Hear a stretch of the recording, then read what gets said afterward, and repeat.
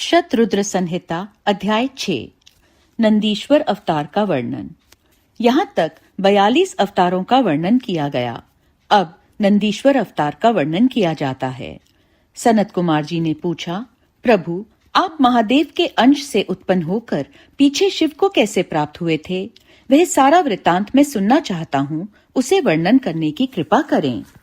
नंदीश्वर बोले, सर्वज्ञ सनत कुमार जी, मैं जिस प्रकार महादेव के अंश से जन्म लेकर शिव को प्राप्त हुआ, उस प्रसंग का वर्णन करता हूँ। तुम सावधानी पूर्वक श्रवण करो। शिलाद नामक एक धर्मात्मा मुनि थे।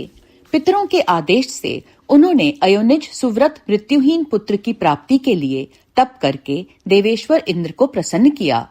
परंतु देवराज इंद्र ने ऐसा पुत्र प्रदान करने में अपने को असमर्थ बताकर सर्वेश्वर महाशक्ति संपन्न महादेव की आराधना करने का उपदेश किया। तब शिलाद भगवान महादेव को प्रसन्न करने के लिए तप करने लगे। उनके तप से प्रसन्न होकर महादेव वहां पधारे और महासमाधि मग्न शिलाद को थपथपाकर जगाया। तब शिलाद ने शिव का स्तवन किया और भगवान शिव के उन्हें वर देने को प्रस्तुत होने पर उनसे कहा, प्रभु, मैं आपके ही समान मृत्युहीन अयोनिज पुत्र चाहता हूँ। तब शिवजी प्रसन्न होकर मुनि से बोले। शिवजी ने कहा, तपोधन विप्र, पूर्व काल में ब्रह्मा जी ने, मुनियों ने तथा बड़े बड़े देवताओं ने मेरे अवतार धारण करने के लिए तपस्या द्वारा मेरी आराधना की थी। इसलिए मुने, यद्यपि मैं सारे जगत का पिता हूँ, फिर भी तुम मेरे पिता बनोगे और मैं तुम्हारा अयोनिज पुत्र होऊंगा तथा मेरा नाम नंदी होगा। नंदीश्वर जी कहते हैं, मुने, यूं कहकर कृपालु शंकर ने अपने चरणों में प्रणिपात करके सामने खड़े हुए शिलाद मुनि की ओर कृपा दृष्टि से देखा और उन्हें ऐसा आदेश देकर वे तुरंत ही उमा सहित वहां अंतर्ध्यान हो गए। महादेव जी के चले जाने के पश्चात महामुनि शिलाद ने अपने आश्रम में आकर ऋषियों से वह सारा वृतांत कह सुनाया। कुछ समय बीत जाने के बाद जब यज्ञ वेताओं में श्रेष्ठ मेरे पिताजी यज्ञ करने के लिए यज्ञ क्षेत्र को जोत रहे थे, उसी समय मैं शंभु की आज्ञा से यज्ञ के पूर्व ही उनके शरीर से उत्पन्न हो गया। उस समय मेरे शरीर की प्रभा युगांतकालीन अग्नि के समान थी। तब सारी दिशाओं में प्रसन्नता छा गई और शिलाद मुनि की भी बड़ी प्रशंसा हुई। उधर शिलाद ने भी जब मुझ बालक को प्रलयकालीन सूर्य और अग्नि के सदृश प्रभाशाली, त्रिनेत्र, चतुर्भुज, प्रकाशमान, जटा मुकुटधारी, त्रिशूल आदि आयुधों से युक्त सर्वथा रुद्र रूप में देखा, तब वे महान आनंद में निमग्न हो गए और मुझ प्रणम्य को नमस्कार करते हुए कहने लगे। शिलाद बोले, सुरेश्वर, चूंकि तुमने नंदी नाम से प्रकट होकर मुझे आनंदित किया है, इसलिए मैं तुम आनंदमय जगदीश्वर को नमस्कार करता हूँ। नंदीश्वर जी कहते हैं, मुने, तदनंतर जैसे निर्धन को निधि प्राप्त हो जाने से प्रसन्नता होती है, उसी प्रकार मेरी प्राप्ति से हर्षित होकर पिताजी ने महेश्वर की भलीभांति वंदना की और फिर मुझे लेकर वे शीघ्र ही अपनी पर्णशाला को चल दिए। महामुने, जब मैं शिलाद की कुटिया में पहुंच गया, तब मैंने अपने उस रूप का परित्याग करके मनुष्य रूप धारण कर लिया। तदनंतर शालंकायन नंदन पुत्र वत्सल शिलाद ने मेरे जात कर्म आदि सभी संस्कार संपन्न किए। फिर 5वें वर्ष में पिताजी ने मुझे सांगोपांग संपूर्ण वेदों का तथा अन्यान्य शास्त्रों का भी अध्ययन कराया। 7वां वर्ष पूरा होने पर शिवजी की आज्ञा से मित्र और वरुण नाम के मुनि मुझे देखने के लिए पिताजी के आश्रम पर पधारे। शिलाद मुनि ने उनकी पूरी आव भगत की। जब वे दोनों महात्मा मुनीश्वर आनंद पूर्वक आसन पर विराज कर गए, तब मेरी ओर बारंबार निहार कर बोले। मित्र और वरुण ने कहा, तात शिलाद, यद्यपि तुम्हारा पुत्र नंदी संपूर्ण शास्त्रों के अर्थों का पारगामी विद्वान है, तथापि इसकी आयु बहुत थोड़ी है। हमने बहुत तरह से विचार करके देखा, परंतु इसकी आयु 1 वर्ष से अधिक नहीं दिखती। उन विप्रवरों के यूं कहने पर पुत्र वत्सल शिलाद नंदी को छाती से लिपटाकर दुखार्त हो फूट फूट कर रोने लगे। तब पिता और पितामह को मृतक की भांति भूमि पर पड़ा हुआ देख नंदी शिवजी के चरण कमलों का स्मरण करके प्रसन्नता पूर्वक पूछने लगा, पिताजी, आपको कौन सा ऐसा दुख आ पड़ा है जिसके कारण आपका शरीर कांप रहा है और आप रो रहे हैं? आपको वह दुख कहाँ से प्राप्त हुआ? मैं इसे ठीक ठीक जानना चाहता हूँ। पिता ने कहा, बेटा, तुम्हारी अल्प आयु के दुख से मैं अत्यंत दुखी हो रहा हूँ। तुम ही बताओ, मेरे इस कष्ट को कौन दूर कर सकता है? मैं उसकी शरण ग्रहण करूं। पुत्र बोला, पिताजी, मैं आपके सामने शपथ करता हूँ और यह बिल्कुल सत्य बात कह रहा हूँ कि चाहे देवता, दानव, यम, काल तथा अन्यान्य प्राणी ये सब के सब मिलकर मुझे मारना चाहें तो भी मेरी बाल्यकाल में मृत्यु नहीं होगी, अतः आप दुखी मत हो। पिता ने पूछा, मेरे प्यारे लाल, तुमने ऐसा कौन सा तप किया है अथवा तुम्हें कौन सा ऐसा ज्ञान, योग या ऐश्वर्य प्राप्त है जिसके बल पर तुम इस दारुण दुख को नष्ट कर दोगे? पुत्र ने कहा, तात, मैं ना तो तप से मृत्यु को हटाऊंगा और न विद्या से। मैं महादेव जी के भजन से मृत्यु को जीत लूंगा। इसके अतिरिक्त अन्य कोई उपाय नहीं है। नंदीश्वर जी कहते हैं, मुने, यूं कहकर मैंने सिर झुकाकर पिताजी के चरणों में प्रणाम किया और फिर उनकी प्रदक्षिणा करके उत्तम वन की राह ली। शतरुद्र संहिता अध्याय 7। नंदीश्वर के जन्म, वर प्राप्ति, अभिषेक और विवाह का वर्णन। नंदिकेश्वर कहते हैं, मुने, वन में जाकर मैंने एकांत स्थान में अपना आसन लगाया और उत्तम बुद्धि का आश्रय ले मैं उग्र तप में प्रवृत्त हुआ, जो बड़े बड़े मुनियों के लिए भी दुष्कर था। उस समय मैं नंदी के पावन उत्तर तट पर सुदृढ़ रूप से ध्यान लगाकर बैठ गया और एकाग्र तथा समाहित मन से अपने हृदय कमल के मध्य भाग में 3 नेत्र, 10 भुजा तथा 5 मुख वाले शांति स्वरूप देवादिदेव सदाशिव का ध्यान करके रुद्र मंत्र का जप करने लगा। तब उस जप में मुझे तल्लीन देखकर चंद्रार्ध भूषण परमेश्वर महादेव प्रसन्न हो गए और उमा सहित वहां पधारकर प्रेम पूर्वक बोले। शिवजी ने कहा, शिलाद नंदन, तुमने बड़ा उत्तम तप किया है। तुम्हारी इस तपस्या से संतुष्ट होकर मैं तुम्हें वर देने के लिए आया हूँ। तुम्हारे मन में जो अभीष्ट हो वह मांग लो। महादेव जी के यूं कहने पर मैं सिर के बल उनके चरणों में लौट गया और फिर बुढ़ापा तथा शोक का विनाश करने वाले परम निशान की स्तुति करने लगा। तब परम कष्टहारी वृषभ ध्वज परमेश्वर शंभु ने मुझ परम भक्ति संपन्न नंदी को, जिसके नेत्रों में आंसू छलक आए थे और जो सिर के बल चरणों में पड़ा था, अपने दोनों हाथों से पकड़कर उठा लिया और शरीर पर हाथ फेरने लगे। फिर वे जगदीश्वर गणाध्यक्षों तथा हिमाचल कुमारी पार्वती देवी की ओर दृष्टिपात करके मुझे कृपा दृष्टि से देखते हुए यूं कहने लगे, वत्स नंदी, उन दोनों विप्रों को तो मैंने ही भेजा था। महाप्राज्ञ, तुम्हें मृत्यु का भय कहाँ? तुम तो मेरे ही समान हो, इसमें तनिक भी संशय नहीं है। तुम अमर, अजर, दुख रहित, अव्यय और अक्षय होकर सदा गणनायक बने रहोगे तथा पिता और सुहृदवर्ग सहित मेरे प्रियजन होगे। तुम में मेरे ही समान बल होगा। तुम नित्य मेरे पार्श्व भाग में स्थित रहोगे और तुम पर निरंतर मेरा प्रेम बना रहेगा। मेरी कृपा से जन्म, जरा और मृत्यु तुम पर अपना प्रभाव नहीं डाल सकेंगे। नंदीश्वर कहते हैं, मुने, यूं कहकर कृपा सागर शंभु ने कमलों की बनी हुई अपनी शिरोमाला को उतारकर तुरंत ही मेरे गले में डाल दिया। विप्रवर, उस शुभ माला के गले में पड़ते ही मैं 3 नेत्र और 10 भुजाओं से संपन्न हो गया तथा द्वितीय शंकर सा प्रतीत होने लगा। तदनंतर परमेश्वर शिव ने मेरा हाथ पकड़कर पूछा, बताओ, अब तुम्हें कौन सा उत्तम वर दूं?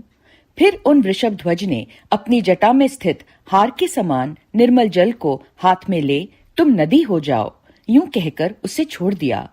तब वह जल उत्तम ढंग से बहने वाली, स्वच्छ जल से परिपूर्ण, महान वेगशालिनी, दिव्य रूपा 5 सुंदर नदियों के रूप में परिवर्तित हो गया। उनके नाम हैं जटोदका, त्रिसोता, वृषध्वनि, स्वर्णोदका और जम्बू नदी। मुने, यह 5 नद शिव के पृष्ठ भाग की भांति परम शुभ हैं। महेश्वर के निकट इसका नाम लेने से यह परम पावन हो जाता है। जो मनुष्य पंचनद पर जाकर स्नान और जप करके परमेश्वर शिव का पूजन करता है, वह शिव सायुज्य को प्राप्त होता है, इसमें संशय नहीं है। तत्पश्चात शंभु ने उमा से कहा, अव्ययी, मैं नंदी का अभिषेक करके इसे गणाध्यक्ष बनाना चाहता हूँ, इस विषय में तुम्हारी क्या राय है? तब उमा बोली, देवेश, आप नंदी को गणाध्यक्ष पद प्रदान कर सकते हैं, क्योंकि परमेश्वर यह शिलाद नंदन मेरे लिए पुत्र सरीखा है, इसलिए नाथ यह मुझे बहुत ही प्यारा है। तदनंतर भक्त वत्सल भगवान शंकर ने अपने अतुल बलशाली गणों को बुलाकर उनसे कहा। शिवजी बोले, गण नायकों, तुम सब लोग मेरी एक आज्ञा का पालन करो। यह मेरा प्रिय पुत्र नंदीश्वर सभी गण नायकों का अध्यक्ष और गणों का नेता है, इसलिए तुम सब लोग मिलकर इसका मेरे गणों के अधिपति पद पर प्रेम पूर्वक अभिषेक करो। आज से यह नंदीश्वर तुम लोगों का स्वामी होगा। नंदीश्वर जी कहते हैं, मुने, शंकर जी के इस कथन पर सभी गण नायकों ने एवमस्तु कहकर उसे स्वीकार किया और वे सामग्री जुटाने में लग गए। फिर सब देवताओं और मुनियों ने मिलकर मेरा अभिषेक किया। तदनंतर मरुतों की मनोहारिणी दिव्य कन्या सुयशा से मेरा विवाह करवा दिया गया।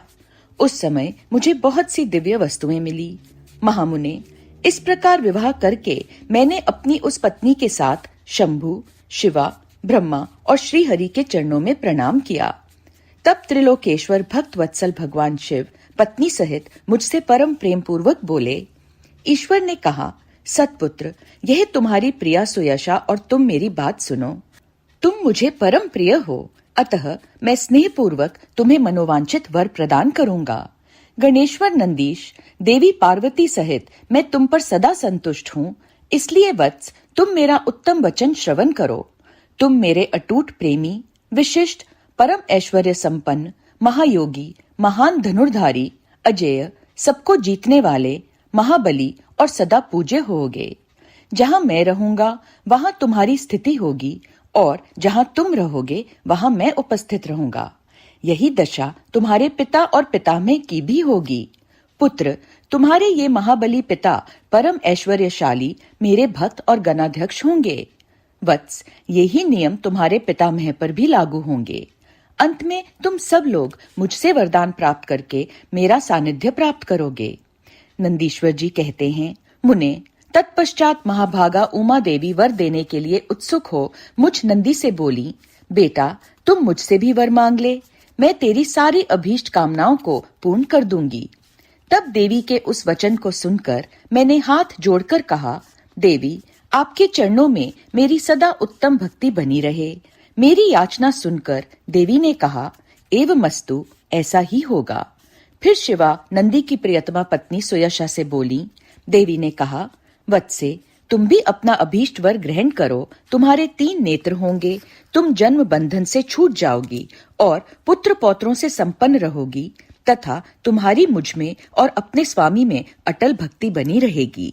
नंदीश्वर जी कहते हैं, मुने, तदनंतर शिव जी की आज्ञा से परम प्रसन्न हुए ब्रह्मा, विष्णु तथा समस्त देवगणों ने भी प्रेम पूर्वक हम दोनों को वरदान दिए। तत्पश्चात परमेश्वर शिव कुटुंब सहित मुझे अपनाकर तथा उमा सहित वृष पर आरूढ़ हो संबंधियों एवं बांधवों के साथ अपने निवास स्थान को चले गए। तब वहां उपस्थित विष्णु आदि समस्त देवता मेरी प्रशंसा तथा शिव शिवा की स्तुति करते हुए अपने अपने धाम को चल दिए। वत्स, इस प्रकार मैंने तुमसे अपने अवतार का वर्णन कर दिया। महामुने, यह मनुष्यों के लिए सदा आनंददायक और शिव भक्ति का वर्धक है। जो श्रद्धालु मानव भक्ति भावित चित्त से मुझ नंदी के इस जन्म, वर प्राप्ति, अभिषेक और विवाह के वृतांत को सुनेगा अथवा दूसरों को सुनाएगा तथा पढ़ेगा या दूसरों को पढ़ाएगा, वह इस लोक में संपूर्ण सुखों को भोगकर अंत में परम गति को प्राप्त होगा। शतरुद्र संहिता अध्याय 8 से 13। काल भैरव का महात्म्य, विश्वानर की तपस्या और शिवजी का प्रसन्न होकर उनकी पत्नी शुचिस्मति के गर्भ से उनके पुत्र रूप में प्रकट होने का उन्हें वरदान देना।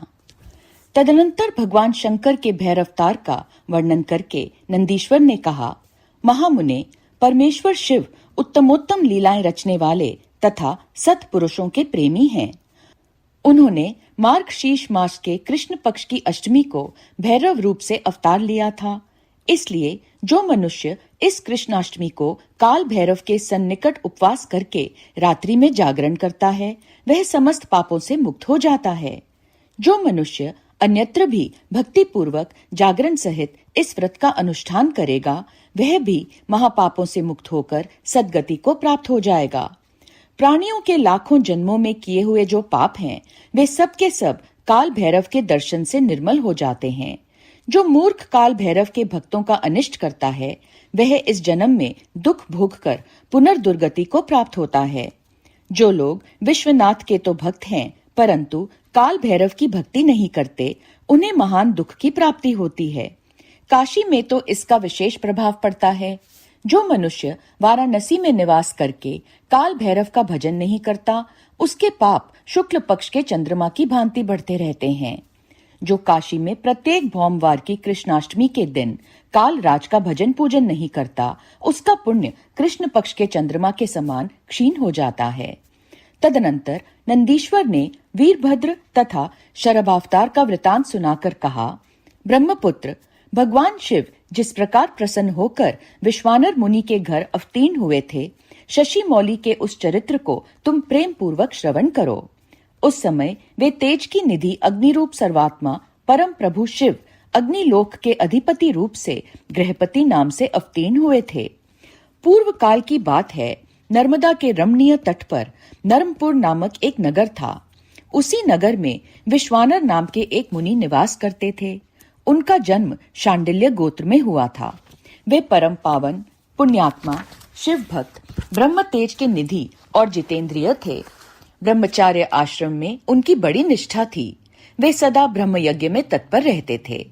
फिर उन्होंने शुचिस्मती नामक एक सद्गुणवती कन्या से विवाह कर लिया और वे ब्राह्मणोचित कर्म करते हुए देवता तथा पितरों को प्रिय लगने वाला जीवन बिताने लगे। इस प्रकार जब बहुत सा समय व्यतीत हो गया, तब उन ब्राह्मण की भार्या शुचिस्मती, जो उत्तम व्रत का पालन करने वाली थी, अपने पति से बोली, प्राणनाथ, स्त्रियों के योग्य जितने आनंदप्रद भोग हैं, उन सबको मैंने आपकी कृपा से आपके साथ रहकर भोग लिया, परंतु नाथ, मेरे हृदय में एक लालसा चिरकाल से वर्तमान है और वह गृहस्थों के लिए उचित भी है। उसे आप पूर्ण करने की कृपा करें। स्वामिन, यदि मैं वर पाने के योग्य हूँ और आप मुझे वर देना चाहते हैं, तो मुझे महेश्वर सरीखा पुत्र प्रदान कीजिए। इसके अतिरिक्त मैं दूसरा वर नहीं चाहती।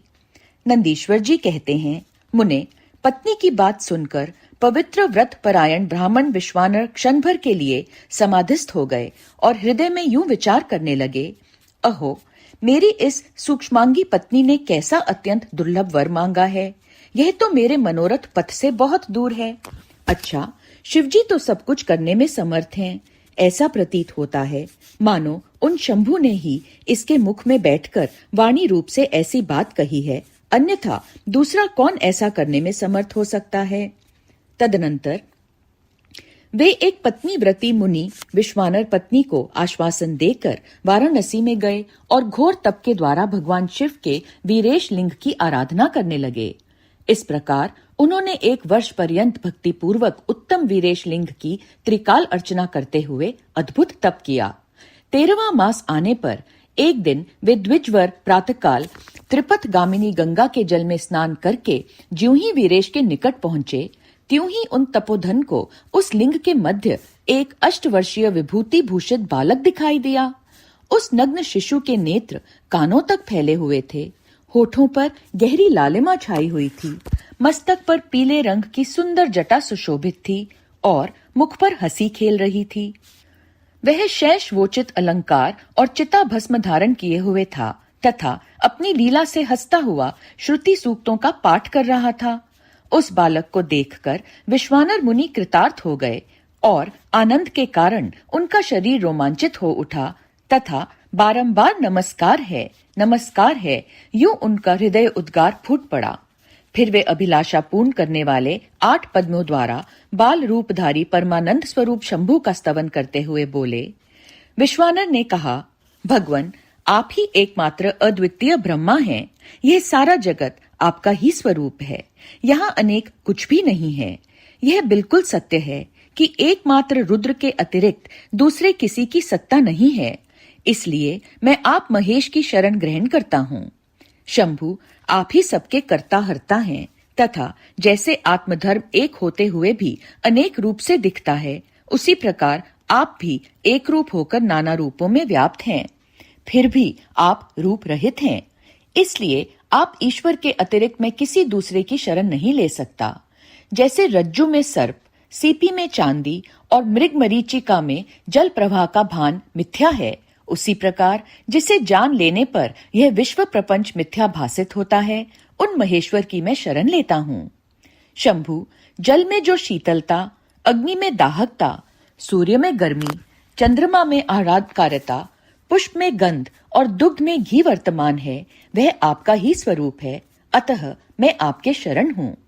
आप कान रहित होकर शब्द सुनते हैं, नासिका विहीन होकर सूंघते हैं, पैर न होने पर भी दूर तक चले जाते हैं, नेत्रहीन होकर सब कुछ देखते हैं और जीवा रहित होकर भी समस्त रसों के ज्ञाता हैं। भला आपको सम्यक रूप से कौन जान सकता है? इसलिए मैं आपकी शरण में जाता हूँ। ईश, आपके रहस्य को ना तो साक्षात वेद ही जानता है, ना विष्णु, ना अखिल विश्व के विधाता ब्रह्मा, ना योगींद्र और ना इंद्र आदि प्रधान देवताओं को ही इसका पता है, परंतु आपका भक्त उसे जान लेता है। अतः मैं आपकी शरण ग्रहण करता हूँ। ईश, ना तो आपका कोई गोत्र है, ना जन्म है, ना नाम है, ना रूप है, ना शील है और ना देश है। ऐसा होने पर भी आप त्रिलोकी के अधीश्वर तथा संपूर्ण कामनाओं को पूर्ण करने वाले हैं, इसलिए मैं आपका भजन करता हूँ। स्मरारे, आप सर्वस्वरूप हैं। यह सारा विश्व प्रपंच आपसे ही प्रकट हुआ है। आप गौरी के प्राणनाथ, दिगंबर और परम शांत हैं। बाल, युवा और वृद्ध रूप में आप ही वर्तमान हैं। ऐसी कौन सी वस्तु है जिसमें आप व्याप्त न हो? अतः मैं आपके चरणों में नतमस्तक हूँ। नंदीश्वर कहते हैं, मुने, यूं स्तुति करके विप्रवर विश्वानर हाथ जोड़कर भूमि पर गिरना ही चाहते थे, तब तक संपूर्ण वृद्धों के भी वृद्ध बाल रूपधारी शिव परम हर्षित होकर उन भूदेव से बोले। बाल रूपी शिव ने कहा, मुनि श्रेष्ठ विश्वानर, तुमने आज मुझे संतुष्ट कर दिया है। भूदेव, मेरा मन परम प्रसन्न हो गया है, अतः अब तुम उत्तम वर मांग लो। यह सुनकर मुनि श्रेष्ठ विश्वानर कृतकृत्य हो गए और उनका मन हर्षमग्न हो गया। तब वे उठकर बाल रूपधारी शंकर जी से बोले। विश्वानर ने कहा, प्रभावशाली महेश्वर, आप तो सर्वांतयामी, ऐश्वर्य संपन्न, शर्व तथा भक्तों को सब कुछ दे डालने वाले हैं। भला आप सर्वज्ञ से कौन सी बात छिपी है? फिर भी आप मुझे दीनता प्रकट करने वाली यांचा के प्रति आकृष्ट होने के लिए क्यों कह रहे हैं? महेशान, ऐसा जानकर आपकी जैसी इच्छा हो वैसा कीजिए। नंदीश्वर जी कहते हैं, मुने, पवित्र व्रत में तत्पर विश्वानर के उस वचन को सुनकर पावन शिशु रूपधारी महादेव हंसकर शुचि विश्वानर से बोले, शुचे, तुमने अपने हृदय में अपनी पत्नी शुचिष्मति के प्रति जो अभिलाषा कर रखी है, वह निसंदेह थोड़े ही समय में पूर्ण हो जाएगी। महामते, मैं शुचिष्मति के गर्भ से तुम्हारा पुत्र होकर प्रकट होऊंगा। मेरा नाम गृहपति होगा। मैं परम पावन तथा समस्त देवताओं के लिए प्रिय होऊंगा। जो मनुष्य 1 वर्ष तक शिवजी के सन्निकट तुम्हारे द्वारा कथित इस पुण्यमय अभिलाषाष्टक स्तोत्र को तीनों काल पाठ करेगा, उसकी सारी अभिलाषाएं यह पूर्ण कर देगा। इस स्तोत्र का पाठ पुत्र, पौत्र और धन का प्रदाता, सर्वथा शांतिकारक, सारी विपत्तियों का विनाशक, स्वर्ग और मोक्ष रूप संपत्ति का कर्ता तथा समस्त कामनाओं को पूर्ण करने वाला है। निसंदेह यह अकेला ही समस्त स्तोत्रों के समान है। नंदीश्वर जी कहते हैं, मुने, इतना कहकर बाल रूपधारी शंभु, जो सत्पुरुषों की गति है, अंतर ध्यान हो गए। तब विप्रवर विश्वानर भी प्रसन्न मन से अपने घर को लौट गए। शत्रुद्र संहिता अध्याय 14 और 15। शिवजी का शुचिष्मति के गर्भ से प्राकट्य, ब्रह्मा द्वारा बालक का संस्कार करके गृहपति नाम रखा जाना, नारद जी द्वारा उसका भविष्य कथन, पिता की आज्ञा से गृहपति का काशी में जाकर तप करना, इंद्र का वर देने के लिए प्रकट होना, गृहपति का उन्हें ठुकराना, शिवजी का प्रकट होकर उन्हें वरदान देकर दिक्पाल पद प्रदान करना तथा अग्नीश्वर लिंग और अग्नि का महात्म्य। नंदीश्वर जी कहते हैं, मुने, घर आकर उस ब्राह्मण ने बड़े हर्ष के साथ अपनी पत्नी से वह सारा वृतांत कह सुनाया। उसे सुनकर विप्र पत्नी शुचिष्मति को महान आनंद प्राप्त हुआ। वह अत्यंत प्रेम पूर्वक अपने भाग्य की सराहना करने लगी। तदनंतर समय आने पर ब्राह्मण द्वारा विधि पूर्वक गर्भाधान कर्म संपन्न किए जाने पर वह नारी गर्भवती हुई। फिर उन विद्वान मुनि ने गर्भ के स्पंदन करने से पूर्व ही पुंसत्व की वृद्धि के लिए गृहा सूत्र में वर्णित विधि के अनुसार सम्यक रूप से पुंसवन संस्कार किया। तत्पश्चात 8वां महीना आने पर कृपालु विश्वानर ने सुखपूर्वक प्रसव होने के अभिप्राय से गर्भ के रूप की समृद्धि करने वाला सीमंत संस्कार संपन्न किया। तदुपरांत ताराओं के अनुकूल होने पर जब बृहस्पति केंद्रवर्ती हुई और शुभ ग्रहों का योग आया, तब शुभ लगन में भगवान शंकर, जिनके मुख की कांति पूर्णिमा के चंद्रमा के समान है तथा जो अरिष्ट रूपी दीपक को बुझाने वाले, समस्त अरिष्टों के विनाशक और भू भुवः स्वाहा तीनों लोकों के निवासियों को सब तरह से सुख देने वाले हैं, उन शुचिष्मति के गर्भ से पुत्र रूप में प्रकट हुए। उस समय गंध को वहन करने वाले वायु के वाहन मेघ दिशा रूपी बधुओं के मुख पर वस्त्र से बन गए, अर्थात चारों ओर काली घटा उमड़ आई।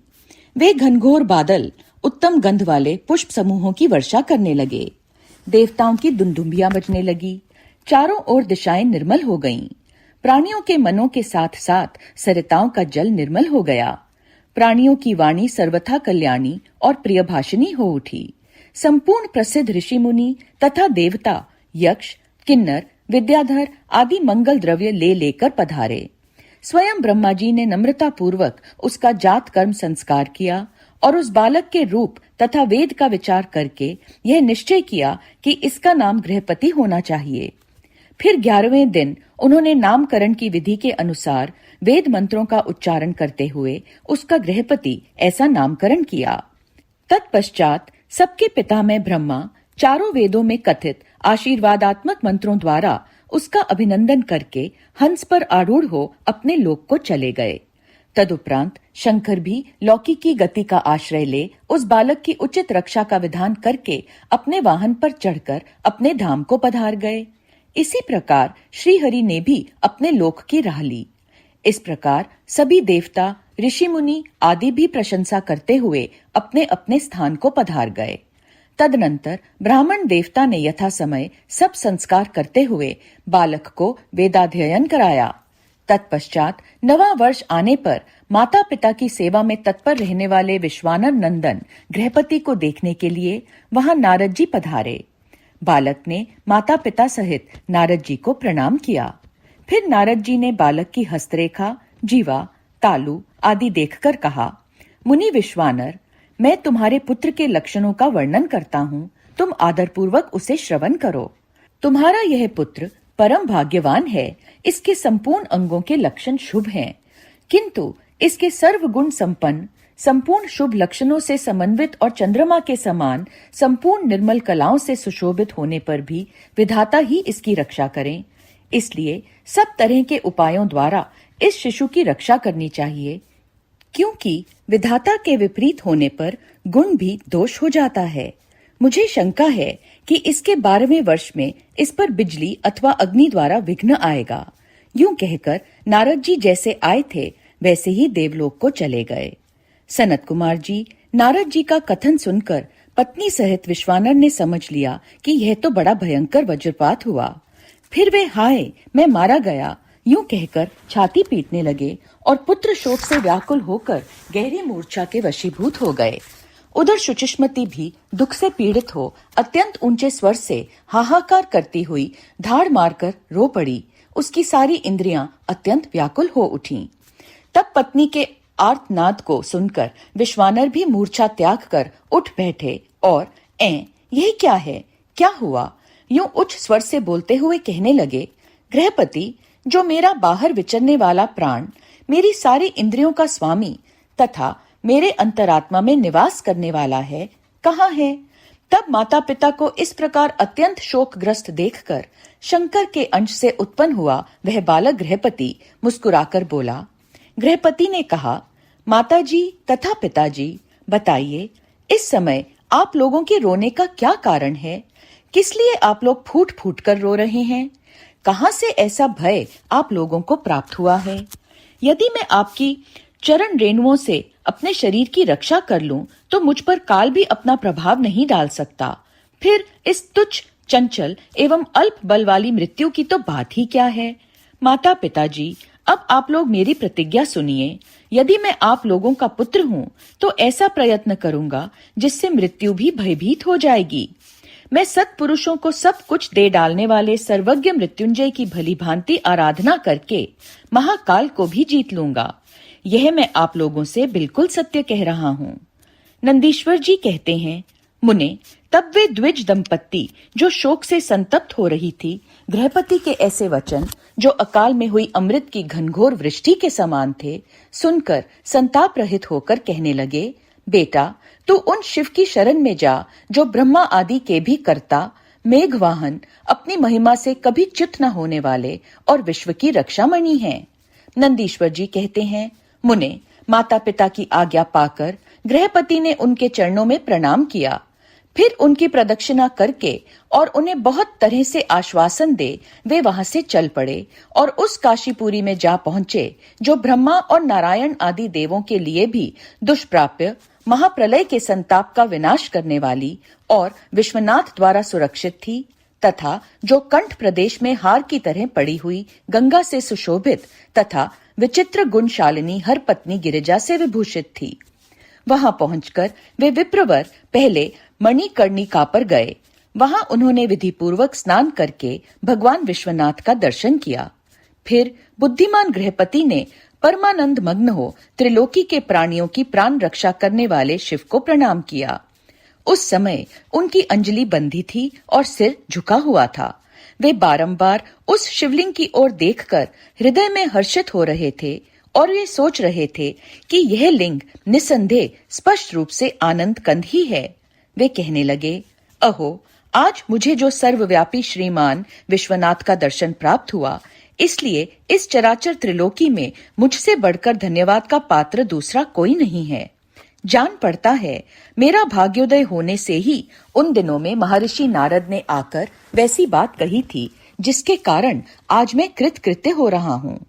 नंदीश्वर जी कहते हैं, मुने, इस प्रकार आनंदामृत रूपी रसों द्वारा पारण करके गृहपति ने शुभ दिन में सर्वहितकारी शिवलिंग की स्थापना की और पवित्र गंगा जल से भरे हुए 108 कलशों द्वारा शिवजी को स्नान कराकर ऐसे घोर नियमों को स्वीकार किया जो अकृतात्मा पुरुषों के लिए भी दुष्कर थे।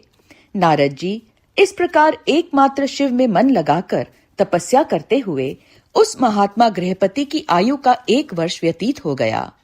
तब जन्म से 12वां वर्ष आने पर नारद जी के कहे हुए उस वचन को सत्य सा करते हुए वज्रधारी इंद्र उनके निकट पधारे और बोले, विप्रवर, मैं इंद्र हूँ और तुम्हारे शुभ व्रत से प्रसन्न होकर आया हूँ। अब तुम वर मांगो, मैं तुम्हारी मनोवांछा पूर्ण कर दूंगा।